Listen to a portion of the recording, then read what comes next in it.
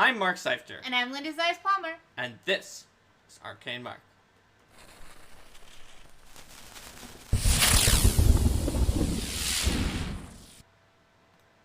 Hello everyone, and welcome to the final part, 7 of 7 of Linda's Adventures Council of Thieves, in which we detail what happened at the very tail end of the campaign. So, to start off our recap, let's quickly go over who the PCs are. That's right. If people have been following along, this most recent episode was actually really recent comparatively to usual. So, just very quickly, we have Elysiel, aka Angel, who is a tiefling summoner with a human secondary persona, who is now very popular in West Crown and number 1 on the assassination list for the Council of Thieves, because she outed her quote real but actually not real name to the public.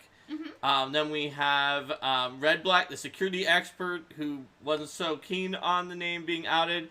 Carl, the gnomish sorcerer, who the Council of Thieves strong-armed into trying to assassinate. Carl the cobbler. Into trying to assassinate Angel, and who actually had to sit out some of the end of this bit because of that. Frank Free, the honorable paladin, half-orc paladin of Shellen. Yep. NPC Laney Axis, a tiefling paladin of Shellen, who also was along. And Stav, the paladin of Sarenrae, and not Torag. Yes. The fun-loving, carousing paladin of Sarenrae to round out our half-paladin party. And did I miss anybody? No, that was Carl, Crumfield, okay, Lisa, Laney, Red, Black, and Stav, which are the 6 people that we had going into the end. So, I actually really am not familiar with what the regular things that would have happened in this AP volume are, because of the fact that Linda just kind of wrote in a huge amount of extemporaneous content and just sort of her own take on what was happening herself. Which means that compared to Linda, who's been looking at the book and now doesn't remember exactly which things she did and which ones she didn't, that I have a memory that is only of what Linda has actually done. Yes. So for this very last bit, I'm going to try to mention the things that I remember that we did, and then Linda can give commentary on like what she was thinking. That sounds and how good, that because happened. coming up to this, I was just like, damn it, I don't really remember that well, because I have fewer signposts. I couldn't find the notes that I had taken for this, and then, like I said, this was like 10 years ago now. So we will be building off of Mark's memory, although there are a few key points of this last bit that I certainly remember that are standout moments for our group as a whole. So Linda made up her own take on sort of a meta set dressing for this final part, which became basically almost a giant campaign between the Council of Thieves and our group for the entire city. What I do remember with this is wanting to take the feel less from here's some certain events that you might go to in a certain order that are more diffuse and sandboxy, into a more of a bam, bam, bam, bam, bam. These things are all going to happen really quickly. And if you're not delegating some of your own people to go out and not just you, then you may not be able to, or teleporting around and doing other stuff like that, you may not be able to react quickly enough to everything that's going on. That's exactly what we were just feeling hectic. We started off by going to pretty much all of the groups that the AP assumes that you might want to rally to your side, like immediately, and trying to rally them to our side, which meant that we wound up in Terranic House with the Hell Knights and some weird stuff that was going on. I think there was a ghost in there, and the Council of Thieves was trying to stop them from being able to help out. We went to the Dotari and helped them out, and the Martis family again. And you guys had a better relationship with the Dotari than the AP necessarily assumes, because you guys kind of went out of your way to try to do things to help the Dotari and also to avoid doing things that made them look bad. That's true. Which it would have been very easy to make them look bad. And we weren't really trying to make them look bad. We were just trying to make the streets safe. So we managed to rally together a lot of supporters. However, we also realized that the Council of Thieves had the ability to send in devils who could just teleport anywhere in the city. Some of them had at-will fire spells that they could use to start fires, which they started doing. Creating arson. There was a whole area with, like, crafts people who needed to be evacuated. We started sending out some of the lower ranking members of our group, so those NPCs from the beginning of the AP, to scour sort of segments and regions of the city with instructions that they were going to use via telepathic bonds and other links to get people who were already on standby, such as my own character, to teleport teams of high-level members to the places that we needed to. And these characters weren't all still first and second level. Some of them had been taken as cohorts, and some of them were followers as per the leadership feat and had gained levels in that way. That's right. Rather than having the followers necessarily be abstract, it was like, hey, this can be these NPCs who had been part of the Children of Westcrown from the beginning. And what we realized quickly was that one of the types of devil that's not even like that powerful compared to our party, I think maybe Barbed, just has a lot of at-will firepower, and our rank and file weren't ready to deal with one of those, but the enemy team could easily deploy one and require a significant expenditure of our resources, let alone deploying a few Erinyes who have the true seeing ability and multiple other annoying abilities, can fly and make arrow attacks, which they were very apt to do. And during this backdrop of a cat and mouse, they just not sure where they're going to attack on the city. It could happen 24/7, so our rest cycles were being interrupted. That's when Thessing, Umbera Ovano, decided to make his next move. Because Thessing, you may remember from the play, was the kind of asshole jerk actor who was supposed to be the character who's vindicated at the end when our characters die in the play. But we didn't die, and he also trying to use a filter of love to just like Seneca, non-consensually take advantage of one of the other actresses. Well, turns out he had been turned into a vampire by one of I think it was the sort of the consort of the main of Ilneric Sivinchin, the one who had plays and signed by Thessing Olvano that we found. She had turned him into a vampire, and now Vampire Thessing wanted revenge. So he had captured the actress who he had previously tried to drug before, and had staged this direct from a cheesy play thing where he was calling out and trying to get Lainey, our paladin who had played a trouser role of Larazad, the main role in the play, to come and face him for a final confrontation. And where if she lost, then he was going to transform the actress Cal Seneca into a vampire instead. Yep. And so he got it completely annihilated. As you might expect, because from vampire versus paladin. There are Thessing made a lot of dumb moves in his life, but challenging a paladin like that when you're an undead and she's just gonna smite you was still not his finest hour. That's true. It was his last though. It was his last. And so we took care of him, but that was a distraction because just so many things were going on, and a lot of it was being masterminded by Celeste, who, as we mentioned in the last episode, is a new character Linda created, who is a summoner, half fiend, half Erinyes summoner, who is my character's mother, who abandoned my character for being a tiefling and not also a half fiend. Yeah, I mean, your character had invested so many backstory points and tragic backstory that having your character's mom be part of the villain troupe just seemed fitting. Yeah. Plus, you needed more spellcasters. I did need more. Yeah, they really didn't have enough spellcasters. The villains were very, very mundane and couldn't deal with things. Yeah. Otherwise, they were going to have serious issues with putting up protections against you guys, with moving their people around.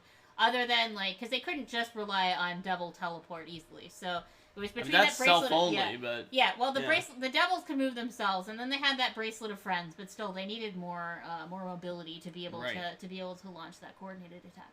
And their normal cadre at the end is just sort of Chamity and Acardrian Revenge, who are both rogues, or fighter rogue maybe for Acardrian, with a rapier, and then Malavingian, the cleric of Mammon Barb Devil, who's actually very powerful because of non-associated class levels on monsters in Pathfinder 1st Edition. That was their main cadre. You guys had also, by this point, ganked their succubus anti-paladin. We got rid of Thais, their succubus anti-paladin, which was very important because that she was an archer succubus anti-paladin, and the time we tried to destroy their entire hierarchy by just going after a Cardrian, the sorcerer's plan that got him sort of targeted for later things. We would have won if they didn't have a succubus anti-paladin to use Aura of Vengeance, because we had Aura of Justice. That worked out really well, though, with that sort of double retreat. I wasn't sure how that would work out, but the double retreat where you guys then hunted down their source of Aura of Vengeance was perfect. Yes, so we got rid of her.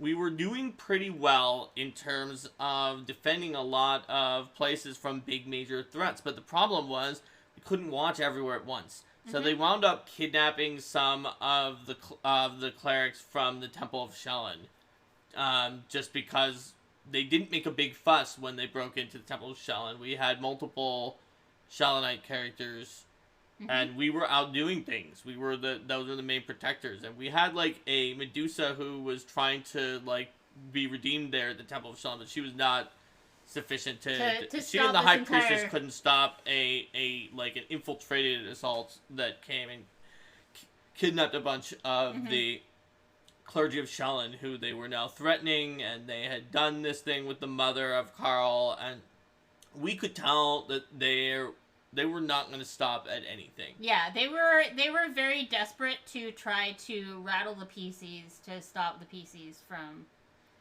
succeeding. And we had just been in some kind of prison or something like that we had to go to. I'm now blanking on why we had to go to it. I know it was a set piece from the actual AP. Is that is that Skarks' prison? I think so. We had to go to, we were at a prison, and that was when they took the opportunity while we were distracted by that. That's a place where that's generally a place where they take people the people that get kidnapped during the AP. So I don't remember specifically who I had chosen to have be kidnapped and brought to that place, and you had to rescue them there, but there was somebody. Right. And so what we managed to do was, by virtue of some very good detective work, we managed to find where they were holding the clerics of Shelyn. And we managed to, after we had put out their threats and we were just our spells were not in good shape. Fortunately, many of the characters were not spellcasters, and our sorcerer had already been neutralized by Celeste. And my character was low on resources, but a lot of them were like, that's fine, I get my smites back every day anyway. We're all paladins, and the rogue didn't care. And my Eidolon could handle it. So we were just going with very little rest. And we managed to track down the clerics of Shelyn, but we found that actually that was where a lot of their leadership was just then. And so it wound up being another big fight, during which the main thing that happened that was pretty intense was that Icardrian, a half-fiend in Linda's version, rather than being just a mere tiefling, since he was like half Vamon, uttered a blasphemy that just killed all the lower level clerics of Shelyn who were captured. There's some of them were high enough level they didn't die straight out from the blasphemy. But he started the fight with the blasphemy. He had done that too when we fought them in the Bracelet of Friends situation. It was part of the issue for us because we were a lot lower level than him. So we kind of knew he was going to do that. Yeah, but and that again was part of their strategy of like try to throw the PCs off balance. Like the PCs at this level did have enough resources that ultimately they were going to be able to bring people back to life, but. So the Paladins of Shelyn were not happy with this, even though you lead by the rose and you don't. But he just like wiped out a bunch of the captives. They were gone from the blasphemy, and so it got into like a no holds barred fight. And I forgot to mention this sooner. We mentioned it a little bit last time, but we've been in contact with his sister Chamity, who was his co-conspirator, and we finally convinced her that her soul was going to be sacrificed to hell if her brother actually won, as part of an ancient bargain by her grandfather with Memon. And so she decided that she was not going to work for Mm-hmm. the team where her soul would be sacrificed to hell, but instead for the team where her soul would not be sacrificed to Mm-hmm. hell. And gave us a bunch of information. I think actually that's how we were able to tell where they were holding the captives. Yeah, is that because she ratted them yeah. out while they were going to be there. She didn't necessarily want to like be there on the site when that fight went down. She still wanted to have some ability to try to like come in after the fact and backstab her brother or something like that if your attempt didn't succeed. But she was perfectly happy to give you large amounts of information about where they were and what their defenses were. So ultimately, the fact that we got to his sister was the reason we were able to chase them down, because they were using Private Sanctum and other magical effects, mind blanks, that were going to stop us from finding them otherwise. And that's definitely one of the things that that I like to put into adventures, because I know that the players in my home group are going to come at things with a lot of different magical solutions, and that if their opponents don't have some baseline of magical defenses, they'll feel like they'll feel frustrated or cheated, like they didn't, like the opponents weren't playing smart. So I always want to make sure to put in some of those defenses so that it's fair and there's ways around it, but it feels like it's something that you're going to work at and you're not going to like accidentally stumble into things way sooner than you're supposed to. Right. So at this point, a giant battle royale broke out, and so was this the first time that your character realized that her mom was in the Council of Thieves? No, she had figured that out before, when we were able to track down what Celeste was doing, and when Carl revealed some information before he had to go to Absalom because of his infernal contract. Yeah, I thought it wasn't directly in this fight, because I know your character was really shaken up by that. Yes, and so she had a plan for what she was going to do. So during this fight, and before too many of the big guns got pulled out, Angel managed to temporarily incapacitate Celeste, teleporting both of them out, which causing their Eidolons to wink out because of the fact that they were too far away from the Eidolons. At this point, Carl had already been taken out. Angel and Celeste were gone. Angel eventually, slash Elysiel, tied up her mom and then repeatedly used a cursed helm of opposite alignment on her. But she was not actually helping in this fight. So it was down to the paladins and the rogue. Because if you get a helm of opposite alignment to eventually stick on her, then she became a chaotic good half fiend, which was a very psychologically messed up character for sure. Especially since she was such an evil, lawful evil half fiend before that. So she was had a lot of misgivings about her former actions that and then there was that whole thing about, like, well, what if you dispel that? Like, then she'll... It can't be dispelled by Dispel Magic, but Miracle or Wish can reverse it with no saving throw. It just reverses it because it's a magical effect. Yep. So, anyway, while all that was happening, that the Paladins and the Rogue were fighting this giant combat encounter basically by themselves. Fortunately, they are Paladins, and the Rogue had Aura of Justice, so it was fine. They took down Icardrian, they took down all these other extra council people, because we fought them with, like, all of their people had gathered together. It was way more than you were expected to have to fight in the final encounter. But in the final encounter really needed that many people, because Paladins. Yep, and the Paladins couldn't just use Aura of Justice on all the mooks, so there was some issue with mooks. Plus, Merovingian, because he had so many cleric levels of Mammon, he had so many hit points. He had a bajillion hit points. He had I think over 300 in Linda's version of him at least. And so, like, nothing that people did was killing him. And he could heal because he was a cleric. So we had taken out Icardrian, we had taken out their people.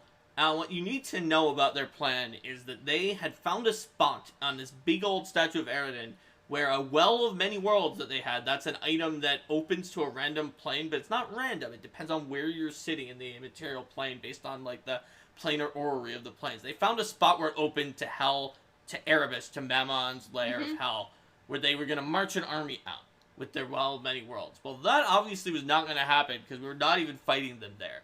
So Merovingian was like, he knew that he had lost. He knew that he had been dimensionally anchored. Mm-hmm. He was going to be killed before he could escape from these paladins. But he still had enough hit points to do something first. But the problem with his build overall was he had like infinity hit points, incredible defense. Yes. If you hit him, you take spike damage, a ton of spells. But like he's a support character. He's a support character, right? Because the reason he got so many hit dice is that he took a bunch of non-associated cleric levels. So he wasn't like as good of a cleric even as one of our PCs.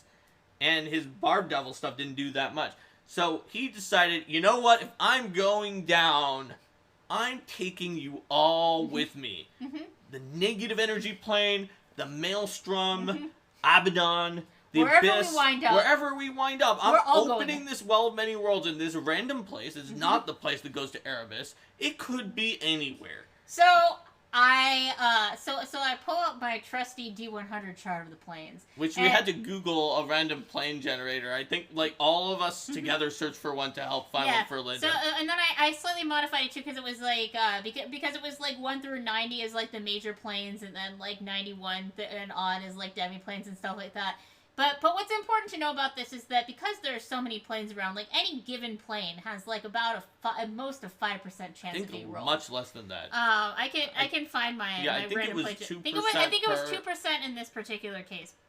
I think most of them were 2%, and then the ones that were in the minor planes on that extra 10% were much less. Because they were like, roll another table. Yeah, exactly. For the demi-planes. So it was like about a 2 to 5% chance for like even the big planes. So this is important because I roll the plane, and on this complete random chart, I look at the dice and I just start cracking up, and the players are like, what? So, I was like, is it the negative energy plane? Is it what is it? So he opened it to Nirvana, which is the plane where Shelyn resides. And his followers who just killed a large number of clerics of Shelyn. With the blasphemy. So I decided that, instead of this going well for him, that standing right on the other side of the portal was a furious Gale Azata who served Shelyn, who immediately stepped forward and smacked him and joined the fight. As a note about Shelyn, she was once chaotic good before she absorbed her mother's portfolio, and that is why she has some Gale Azatas who turned to neutral good who are in her service. And who are, of course, the champions of, like, freedom to overthrow unjust tyrants and all those kind of things. It was just standing there. Yeah. And just, Linda knew we had won at that point anyway, but just had this ridiculous Gale Azata come out and join the fight. Yeah. It was the best. Merovingian definitely said some things that are not necessarily appropriate for the stream, but cursed very fluidly about the situation and was promptly annihilated. At which point the Gale Azata carefully took the bodies of the slain clerics of Shelyn into Nirvana so that they could sort of help with the restoration there, and offered for the PCs to spend some time there to kind of recuperate from what they'd been through. Yep. Of course, Mark's PC was I was not there. And Carl was also not there, because Carl had to leave, like we said before. Carl joined the Pathfinder Society. So Carl, So I mean, after the events here, Carl didn't honestly really want to be in West Crown anymore. What he had wanted from the beginning was a better life for himself and his family. And at this point, he was very rich, from his adventures here, and he was looking for a place to start a new life. So he and his mom settled down in Absalom. He joined the Pathfinder Society. He opened a very prosperous cobbler's shop, and he became a popular storyteller and shoemaker in Absalom who generally had a long and fulfilling adventurous life in which he was more than happy to leave Chiliax behind. Yep, and his citizens militia helped us out a lot during that time, even though he wound up getting caught and had to betray us like 2 days after he founded that militia. But yeah, well, the militia didn't have to. they did not. I don't think they really necessarily knew or cared that he had made that militia, so the militia did not wind up being part of his infernal contract. Yeah. The only people who knew about the contract were him and the PCs. And the mom, of course. And they just... And the player after that actually made a first level version of Carl for Pathfinder Society and decided that Carl, like, had undergone some sort of memory erasure thing just to wipe away everything that happened while he was in West Crown and start a new life. Yep. Because he was also so all his other characters were like Carl with one letter change. Yes. They were very different. They weren't like the same character, but they were like Carl and Carrie and Kara and and Karn. Yes. Yep. So it was clear that this character definitely had an impact on him. Yep. Meanwhile, for the rest of us, we had to deal with something that was far more dangerous than the Council of Thieves. The fact that we had just defeated the Council of Thieves, ended anarchy, the mayor is gone, everyone in the city is looking to us because we're the ones who unified the Hell Knights and the Dotari and everyone else, and clearly teleported to everywhere in the city and dealt with these problems. And so, when the seafaring General Vorn, who for some reason is not an admiral despite whatever, came in on a ship bringing her infernal magistrix Abigail Thrun II and her General Gortek, the Pit Fiend advisor, to the city of West Crown. Also, a lot of people in the government were very willing to be like, yeah, you saved us. You go explain everything to her infernal magistrix. You have the honor of being able to speak with her infernal magistrix. No one would be better set than you to explain everything that's happened here in West Crown. What a great honor for you guys. Go. And guess who got sent among our team as the sacrificial lamb for that one?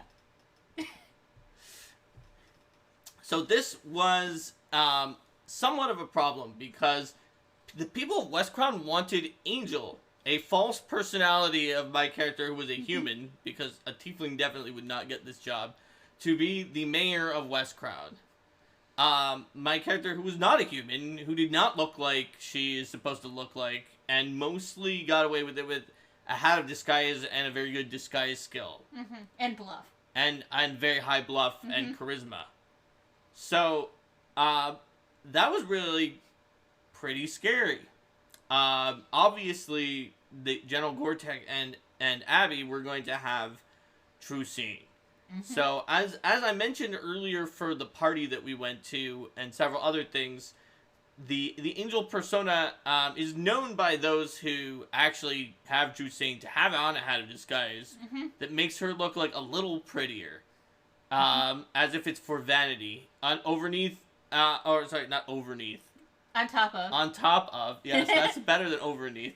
On top of overneath, the opposite of underneath. Yes, on top of a mundane disguise that does not have that plus 20 bonus. That is just a disguise of being Angel. And so that disguise of being Angel was something that both Angel and I were not very comfortable that we could actually hold up under the scrutiny of Abigail and her Pit Fiend General. But yet this happened. And so Linda, in her best impersonation of the character that she would later go on to be the model for the art of, just interrogated me about what was going on and what we had done and all of the decisions we made. What you had done and why every decision you made and why you made it, searching for flaws in what you had done. And of course, it helped that we were not trying to overthrow the government and we're like set ourselves up as a legitimately loyal organization, other than maybe our throwback name of Aridin, since Aridin was associated with West Crown. Is more associated with West Crown in the pre-Thrun regime, but like we didn't say that we were part of anything other than trying to get rid of shadowy beasts that stalk the knights. And in this case, stop chaos that had been... And like, my character also expressed bewilderment to the story that both Abigail and Gortek were pretty. Well, like, your story is that devils were causing chaos. And it's like, I don't understand it either, but you can ask anyone, including the Hell Knights. And for some reason, Mammon and the devils were causing chaos to try to pick up the pieces at the end of the chaos, and we were just upholding order within Westcrown. So she didn't actually tell you that you were in the clear after that. She just sent you away. Yep. And I don't think it was until you started seeing the revisionist histories coming out that said that claimed that Thrun had been backing you guys all along, that you knew you were in the clear. Because if they revised history to claim they were backing us, that meant that they were okay with us. Yes. We weren't sure if they were going to come after us just after that, and then revise history to say we were working with the Council of Thieves or something like that. Who knows? But somehow I succeeded at making that disguise check against... I think you used, like, polymorph and some other things, too. So, they had true seeing. Yeah. Which was going to be an issue. I considered, like, a scroll of moment of prescience, but that would only help against one check. And so, it was just, like, trying really hard while also dealing with the understanding that, like, the main thing they were not trying to do is be like, is this the person I was here to meet in a disguise?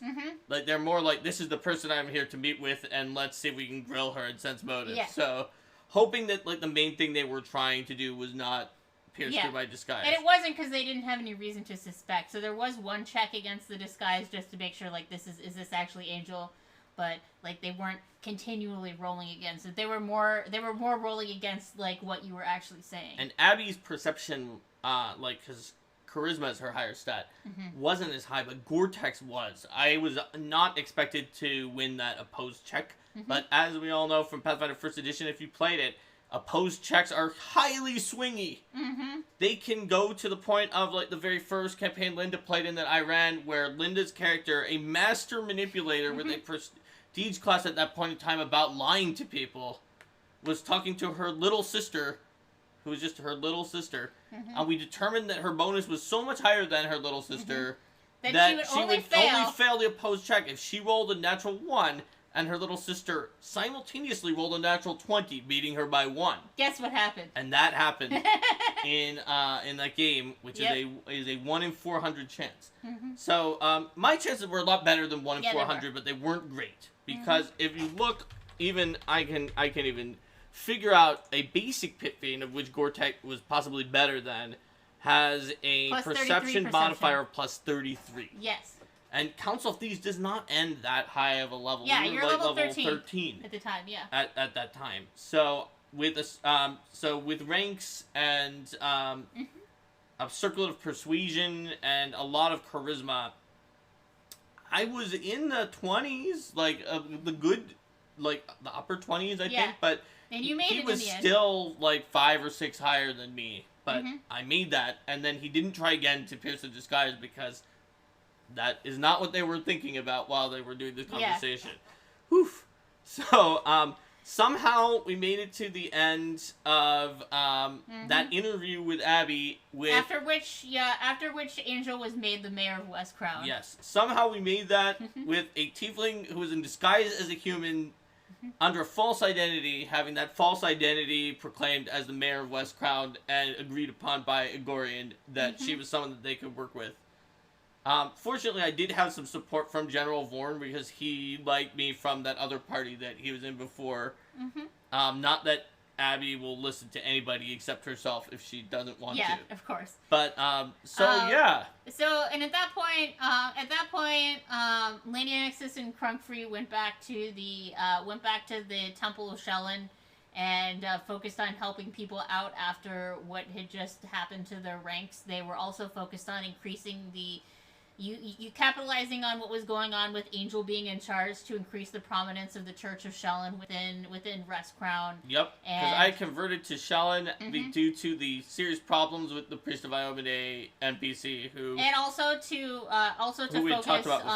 focus on that there was a government that was sympathetic to the plight of the people on helping a lot of people who were who have been sort of just like forced into the slums and not received any support. That's right. And uh, the Medusa Zovaru became someone who could actually write laws like she had always wanted to, and was redeemed by the Church of Shalon and eventually became good aligned. Red Black never received any public recognition for his deeds. He would have been very upset if he had. Yes, he would. Instead, he turned from just being a spy master for the Blades of Aridin to being a spy master for the government of Westcrown, who was always on his toes and encouraging other people to be on their toes in terms of watching for any other future issues that might stir up in the background. Yep. Tarvi Semaine, who was Angel's cohort and one of the members of the original group, the one that was like the wizard, jeweler, noble, who didn't really want to be a noble, decided it would be okay to serve in the administration that was with the PCs. And she did so. Really had enough with adventuring for a while. Stav, the paladin of Sarenrae, started a restaurant. Yeah. And, like, I'm still not clear on how this is, like, being a paladin of Sarenrae to start a restaurant, but that's what he did. He did. He started a restaurant. A famous restaurant. He needed a break from adventuring. He started a famous restaurant, and because after all that, he just wanted to spread joy to people. Yep. I guess so. And it was honest that that's what he liked, was making food for people. Let's see. Do we have anyone else? We talked about Carl Crunkfield. The Soulbound Dolls were happy because we had freed Bisbee's spirit, and so they lived in the Temple of Shalon. That's Draggy and Molly Missy and Mwangi Fetish Doll and the other one. Holy Fire Seared Steaks. They taste godly. Yes. Yeah, something like that.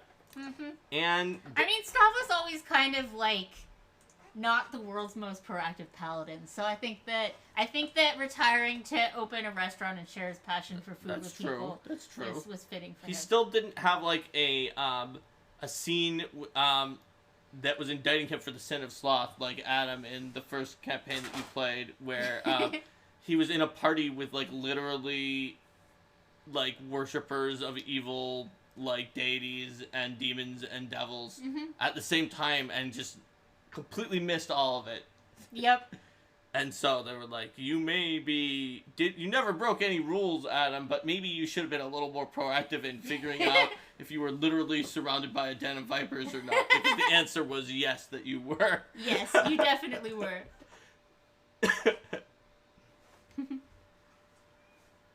Okie dokie. All right.